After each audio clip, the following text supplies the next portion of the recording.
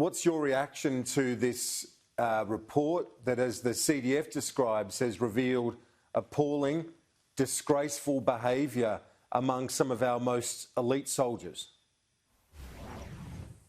Well, good afternoon, Kieran. And first of all, I'd say that throughout our nation's history, more than 2 million people have served in our Navy, Army and Air Force, and overwhelmingly they have served with great distinction. They've got out of bed every day and done their job quite magnificently for the future of our nation. They've served on peacekeeping missions, they've served in conflicts and humanitarian aid and disaster relief, and they've done an amazing job. But as the Chief pointed out today, as the CDF pointed out today, these are very serious allegations and we need to take them seriously. The government certainly is. I know the CDF is taking them seriously, and I know the men and women who serve in uniform, and I thank them for that service, but the men and women who serve in uniform are taking it very seriously as well.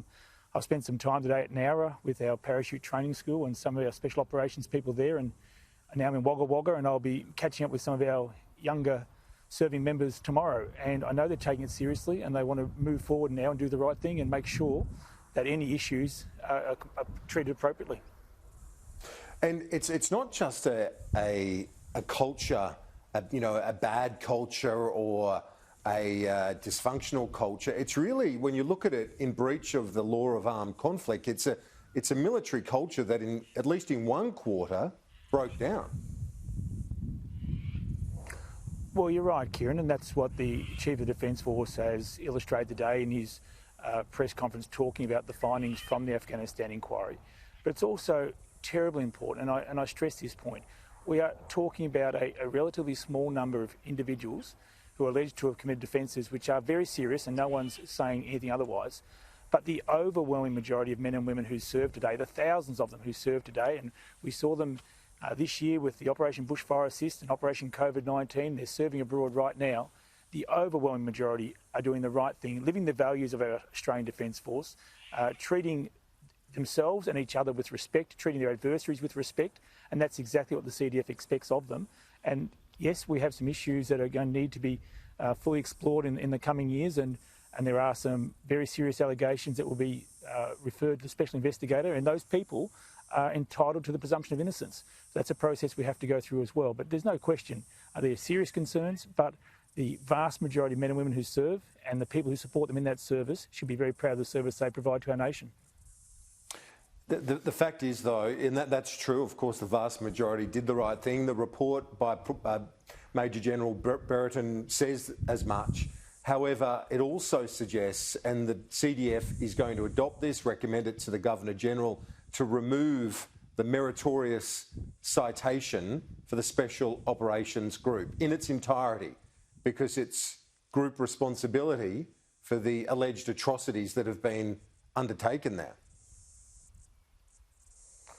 Well, I agree with the CDF's decision, and I agree with the recommendation. It's a tough but fair measure. The Special Operations people I've had the pleasure to meet over many years now, and certainly in recent weeks, they expect to be held accountable. They set very high standards for themselves. They set very high standards for their mates in uniform, and they feel let down by these very serious allegations themselves. So, look, it is a tough time. There's no question. It's going to be a tough time for many of our military family, and we need to reach out and support them. They have earned our respect. They have earned our trust over decades of exemplary service. Yes, these are dark days, these are bad times for some of our military, but we need to support them, and we need to let them know as well, if they're struggling at the moment, there is support available to them, either through the Australian Defence Force services or through Veterans Affairs in open arms. How do you reflect on that scenario where, and as you rightly point out, the reputation, it has been exemplary over decades. However, in this scenario, there was a warrior culture that was allowed to be fostered and embraced, and that saw standards basically go completely. And as the CDF put it, that once there was a breach, well then, essentially all bets were off in terms of their behaviour. How do you reflect on that? Well, I reflect on it, Kieran, again by looking at the men and women I've met.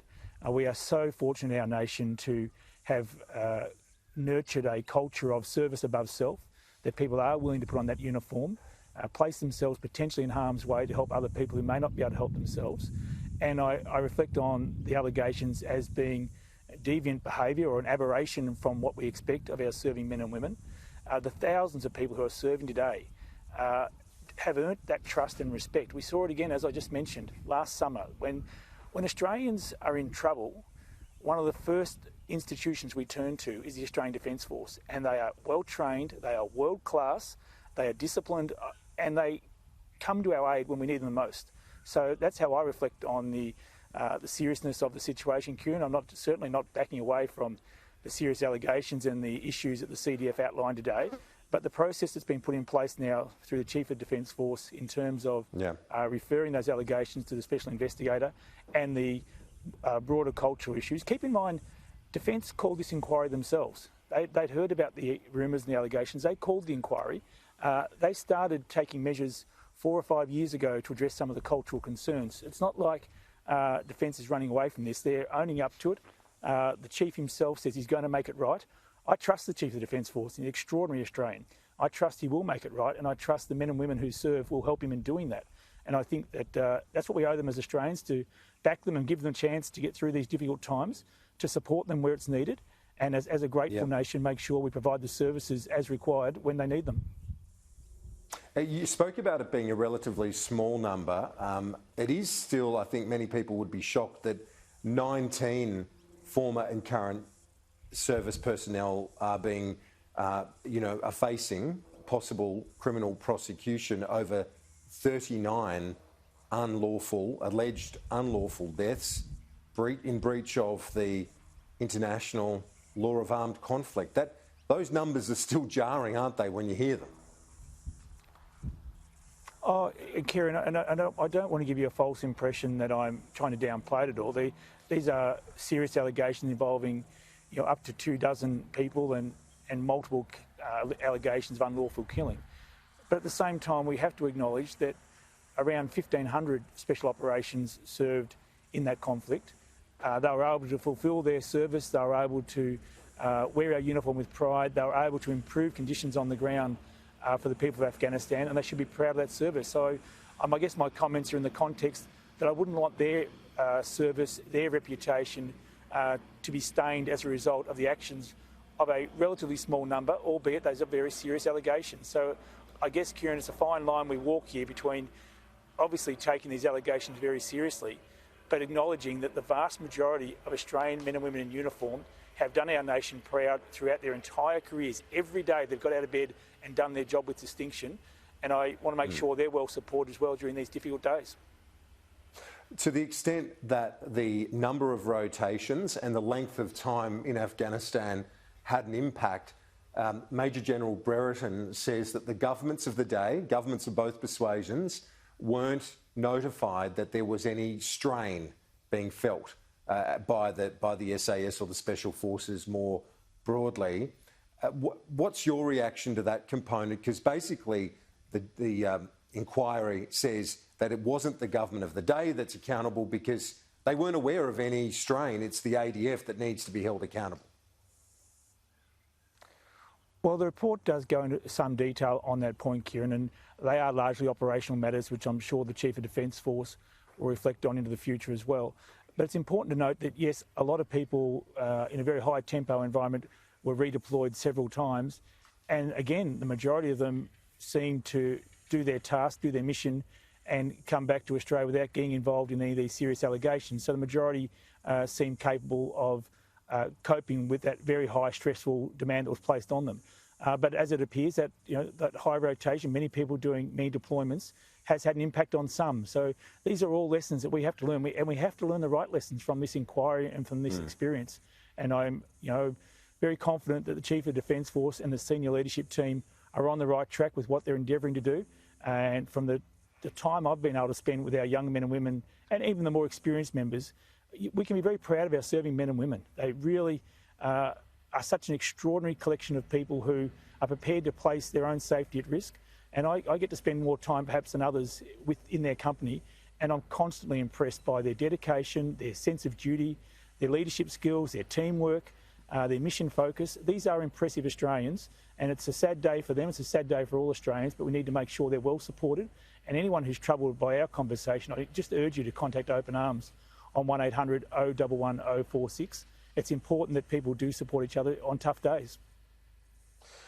Yep, indeed, and we'll go through those numbers again at the end of our discussion for those that might feel distressed on the topics and the subjects. Very sad, as you say, grave subjects that we're talking about. But just finally, for clarity, the report also talks about the indirect accountability of the more senior military, the leadership essentially, for what happened on their watch. It's not saying they knew about what was going on, but for culture reasons and basically the broader accountability, indirect accountability, as Paul Brereton puts it. In that context, do you have faith in all of the top brass now to handle this response? Oh, unquestionably, Kieran. I believe we are fortunate to be well led in our Defence Force by people who have been well trained, have a lived experience of life in the military themselves clearly over many years. I think they have good relationships up and down the ranks. I think they recognise the seriousness of the allegations and the need to do the cultural reform work. So yes, I do have complete confidence in the work they're going to do, and I know the Prime Minister and the Minister for Defence and other ministers are keen to support them in their endeavours and make sure we get this right. As the CDF pointed out today, we need to fix this, and we need to work with our serving men and women to fix it as soon as possible. Minister for Defence Personnel and Veterans Affairs, Darren Chester, thanks. All the best, Kieran. Thank you. If you're a serving member of the Defence Force or a relative in need of support, that number that the Minister referenced there, Open Arms, is 1800 011 046, the Defence Family Helpline, 1800 624 608, Lifeline, 131114, and also the confidential service, the Defence All Hours Support Line, is another option, and that is confidential, as I say, for ADF members and their families, 1800 628 036.